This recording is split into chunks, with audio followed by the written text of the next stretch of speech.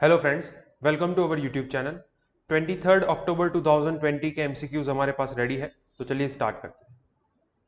Question number 1, an Indian student can go abroad for higher education. He has freedom of movement. This right is conferred by which of the following article of the Indian constitution. मतलब कि कोई India का student है जो पढ़ाई करने के लिए अब्रॉड जा सकता है, उसके पास right to freedom of movement है। ये पर्टिकुलर राइट जो है वो उसको इंडियन कॉन्स्टिट्यूशन के कौन से आर्टिकल में से मिलती है?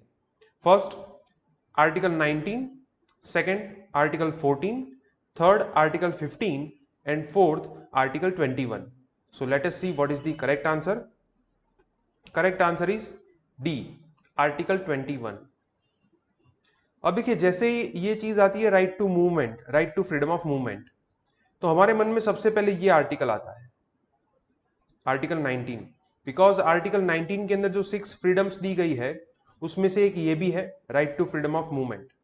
But right to freedom of movement के पीछे एक वर्ड है, within the territory of India. Within the territory of India, तो मतलब यहां पे डोमेस्टिक मूवमेंट के लिए छूट छाट दी गई है। यहां पे अब्रॉड जाने के लिए कोई फ्रीडम नहीं दी गई। अब्रॉड जाने के लिए फ्रीडम कौन से आर्टिकल में दी गई है? आर्टिकल 21 में दी गई। आर्टिकल 21 क्या है? Right to life and personal liberty.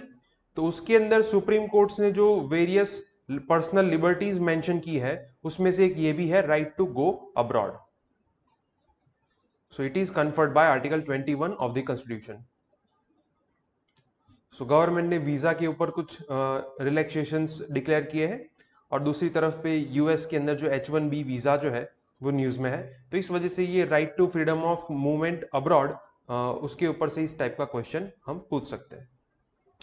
Question number 2, which what can be the maximum number of elected members in a state legislature which provides reservation to Anglo Indian community.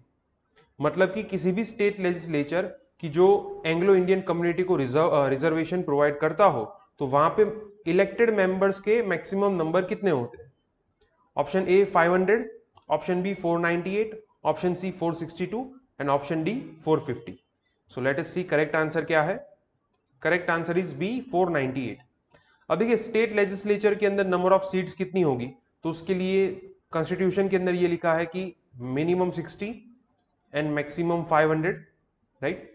अब देखिए, maximum number ये है, हमें maximum पूछा है, लेकिन यहां पे कंडीशन क्या रखी है कि स्टेट लेजिस्लेचर जो है वो एंग्लो इंडियन कम्युनिटी को रिजर्वेशन देता है। सो ये गवर्नर के पास अथॉरिटी है कि वो दो मेंबर्स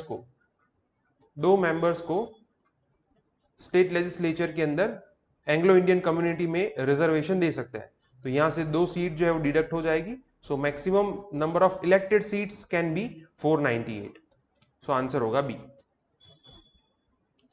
बिहार के अंदर अभी जो इलेक्शंस होने जा रहे हैं, तो इस वजह से ये पूरा पॉलिटिकल सिनारियो जो है वो न्यूज में है। Question number 3, identify the cropping season in India from the description given below. First, rice is a major crop of this season. Second, monsoon crops are cultivated in this season. And third, it starts in June and ends in October. तो चलिए देखते हैं correct answer क्या है। 4 option है हमारे पास, kharif, rabi, zaid and none of the above. Correct answer is A, kharif season. काफी आसान क्वेश्चन था। आप सभी को पता है कि जो मॉनसून सीजन है उसके साथ जो कोइंसाइड करती है क्रॉपिंग सीजन, वो है खरीफ क्रॉपिंग सीजन, जिसके अंदर राइस जो है वो उसका मेजर क्रॉप है, और वो जून महीने में स्टार्ट होती है एंड अक्टूबर में खत्म होती है। जैसे विंटर सीजन के साथ कौन सी क्रॉपिंग सीजन मैच होती है? Rabi crop season. And zaid cropping season जो है वो समर के साथ कोइंसाइड होती है। So our answer is A, kharif season. अभी काफी सारी स्टेट गवर्नमेंट्स के द्वारा खरीफ क्रॉप को प्रोक्योर किया जा रहा है, तो इस वजह से ये न्यूज में है। Question number 4, which of the following statement is or are correct about National Conference on Kharif Crops 2020? First, it has reduced the production targets for 2020-21 due to frequent lockdowns. Second, cultivable agricultural land has reduced during past 2 decades. तो चलिए देखते हैं correct answer क्या होगा। Correct answer is B, second only. First जो है वो incorrect है। अब देखिए ये जो नेशनल कॉन्फ्रेंस थी वो रिसेंटली अप्रैल 2020 में कंडक्ट की गई थी। उसके अंदर ये जो खरीफ क्रॉप्स का कल्टिवेबल एरिया है और उसके लिए जो प्रोडक्शन टारगेट है, प्रोडक्शन टारगेट को 298 मिलियन टन डिक्लेयर किया गया था। So it was increased during this conference. तो यहां पे क्या लिखा है, it has reduce the production target, तो इस वजह से ये गलत होगा। इस टारगेट को इंक्रीज इसलिए किया है बिकॉज खरीफ क्रॉप का जो कल्टिवेबल एरिया है वो भी इंक्रीज हुआ है और इसके अंदर जो मैकेनाइजेशन यूज होता है उसके अंदर भी इंप्रूवमेंट देखने को मिली। तो फर्स्ट जो है वो इनकरेक्ट होगा। सेकंड जो है वो करेक्ट है कि कल्टिवेबल एग्रीकल्चर लैंड जो है वो पिछले 20 सालों के अंदर 2.74 मिलियन हेक्टर कम हुई है। 2.74 मिलियन हेक्टर्स कम हुई है। तो ये सेकंड जो है वो करेक्ट होगा। Answer is B, second only. तो खरीफ क्रॉप से रिलेटेड अभी हमने देखा कि एक कंसेप्चुअल क्वेश्चन देखा हमने, और ये एक करंट रिलेटेड जो अप्रैल महीने में कॉन्फ्रेंस हुई थी उसके बारे में हमने क्वेश्चन देखा। Question number 5, who appoints a vice chancellor in any state university? Option A chief minister, option B governor, option C president and option D prime minister. तो चलिए देखते हैं करेक्ट आंसर क्या होगा। Correct answer is B, governor of the concern state. Chancellor जो होता है किसी भी यूनिवर्सिटी के, स्टेट यूनिवर्सिटी के, तो चांसलर कौन होते हैं? Governor. Governor is the ex officio chancellor in state universities. फिर उसके बाद वाइस चांसलर जो है उनको कौन अपॉइंट करता है? गवर्नर अपॉइंट करते हैं, राइट। सो अभी दिल्ली यूनिवर्सिटी के अंदर ये जो pro vice chancellor and vice chancellor है उनके बीच में ये पावर टसल चल रही है, तो इस वजह से ये ऑफिस जो है वो न्यूज में है। Question number 6, which of the following statement is or are correct? First, right to contest in elections is a statutory right. Second, right to vote is a fundamental right. तो चलिए देखते हैं correct answer क्या होगा। Correct answer is A, one only. Second जो है वो incorrect है। अब देखिए सुप्रीम कोर्ट ने ये कहा है कि राइट टू कंटेस्ट इलेक्शन जो है it is a statutory right, it is not a constitutional right, neither it is a legal right, it is a statutory right under representation of peoples act. Statutory right किसे कहते हैं? कि the right which is backed by a specific legislation. किसी कानून के अंदर कोई हक दिया गया हो किसी को तो उसे क्या कहते हैं? स्टैट्यूटरी राइट कहते हैं। राइट टू वोट जो है वो एक फंडामेंटल राइट नहीं है। Under article 326 of the constitution it is a constitutional right, it is a constitutional right, ये कोई फंडामेंटल राइट नहीं है। दोनों के बीच में डिफरेंस क्या है? The rights which are mentioned outside part 3 of the constitution, तो उसे क्या कहते हैं? कॉन्स्टिट्यूशनल राइट कहते हैं। पार्ट 3 क्या है? वो फंडामेंटल राइट्स। सो हमारा आंसर होगा 326 के मुताबिक ये पार्ट 3 के आउटसाइड है, तो आंसर होगा ए, बिकॉज ये गलत है। सो अभी काफी सारे कंस्टिट्यूएंसीज के अंदर बाय इलेक्शंस होने जा रहे हैं, तो इस वजह से ये right to vote and right to contest in election जो है उसके कंसेप्ट आपके क्लियर होने चाहिए। Question number 7, which of the following statement is or are correct about Lokayukta? First, it is a national anti-corruption authority. Second, it was recommended by Administrative Reforms Commission ARC headed by Morarji Desai. Third, it has fixed tenure of office. तो चलिए देखते हैं correct answer क्या होगा। Correct answer is B, second and third. The moment you eliminate this first statement because of this word, you will get your answer. Because आप सभी को पता है कि नेशनल लेवल पे जो एंटी करप्शन अथॉरिटी है वो क्या है? लोकपाल। और लोकायुक्त जो है वो स्टेट लेवल की अथॉरिटी है। स्टेट एडमिनिस्ट्रेटिव मैकेनिज्म के अंदर करप्शन को रोकने के लिए कौन सी बॉडी बनाई जाती है? लोकायुक्त। एंड नेशनल लेवल पे लोकपाल को अपॉइंट किया जाता है। तो फर्स्ट जो है वो इनकरेक्ट होगा। सेकंड जो है वो करेक्ट है। 1966 के अंदर जो एडमिनिस्ट्रेटिव रिफॉर्म्स कमीशन बनाया गया था under the chairmanship of Morarji Desai, उन्होंने ये रेकमेंड किया था that Lokpal and Lokayukta should be enacted. तो उसके चलते लोकायुक्त एक्ट बना 2013 में। उसके अंदर सभी स्टेट गवर्नमेंट को ये अथॉरिटी दी जाती है, उनके पास ये फ्रीडम है कि अपने रिस्पेक्टिव स्टेट में उनके मैकेनिज्म के मुताबिक वो लोकायुक्त जो है उनकी terms of office and terms of condition जो है वो अप्लाई कर सकते हैं।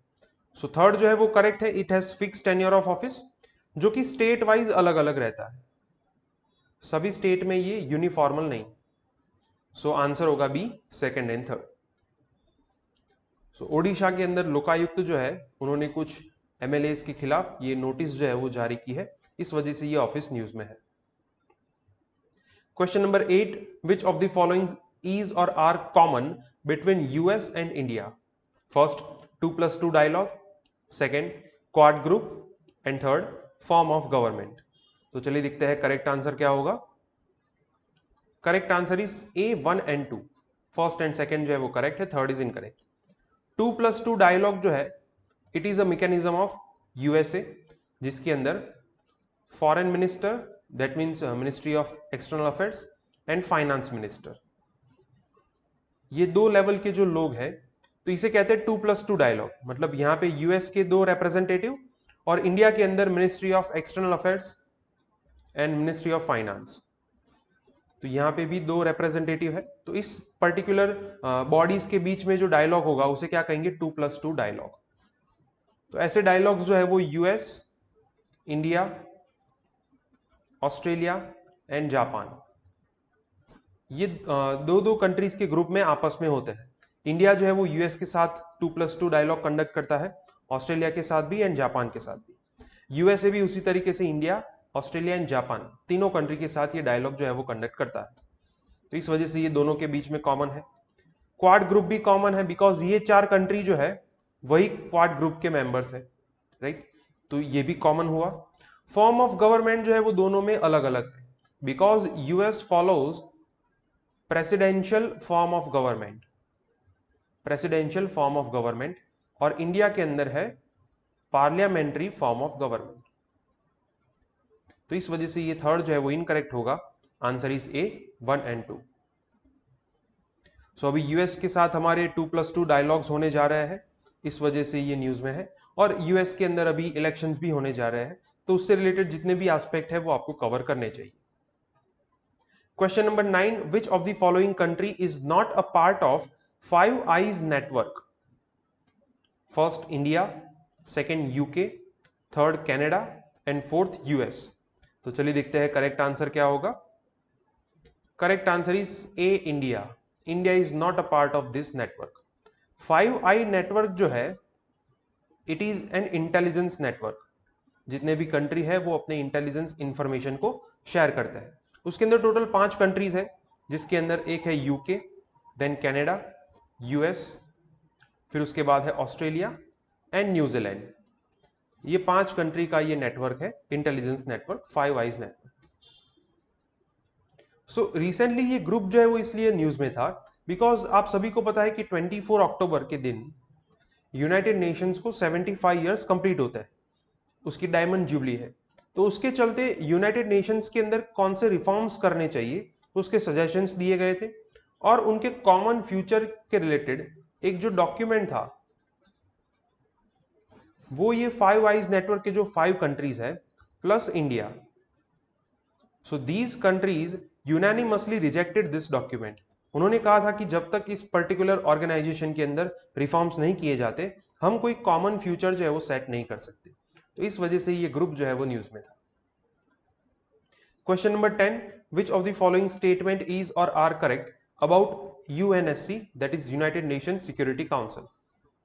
First, it is a 15 member body of United Nations. Second, it can authorize a military action through UNSC resolution. तो चलिए देखते हैं करेक्ट आंसर क्या होगा। Correct answer is C, both 1 and 2, दोनों स्टेटमेंट जो है वो करेक्ट है। यूएनएससी जो है it is a 15 member body, जिसके अंदर 5 परमानेंट मेंबर्स है एंड 10 जो है वो non permanent members. So first correct होगा। सेकंड जो है वो करेक्ट है, उसके साथ ये पावर है कि यूएनएससी रेजोल्यूशन पास करवा के किसी भी रीजन या कंट्री के खिलाफ वो मिलिट्री एक्शंस ले सकते हैं। सो आंसर होगा सी, बोथ 1 and 2। सो यूएन का एक बहुत ही इंपॉर्टेंट ऑर्गन है UNSC, that is United Nation Security council, और उसके अंदर जो 5 परमानेंट मेंबर है वो काफी बार अपने वीटो पावर का इस्तेमाल करके कुछ डेवलपमेंट्स जो है उसके अंदर डेटरेंस पैदा करते हैं, स्पेशली चाइना। तो इस वजह से काफी सारी कंट्रीज जो है वो अब कह रहा है कि यूएनएससी का जो स्ट्रक्चर है उसको चेंज करना चाहिए। ओके फ्रेंड्स, तो आज के 10 MCQs यहाँ पे कंप्लीट होते हैं। अगर आपको कोई डाउट है तो आप कमेंट सेक्शन में लिख सकते हैं। हमारे वीडियो पसंद आए तो इसे लाइक कीजिए और हमारे चैनल को सब्सक्राइब कीजिए। Thank you.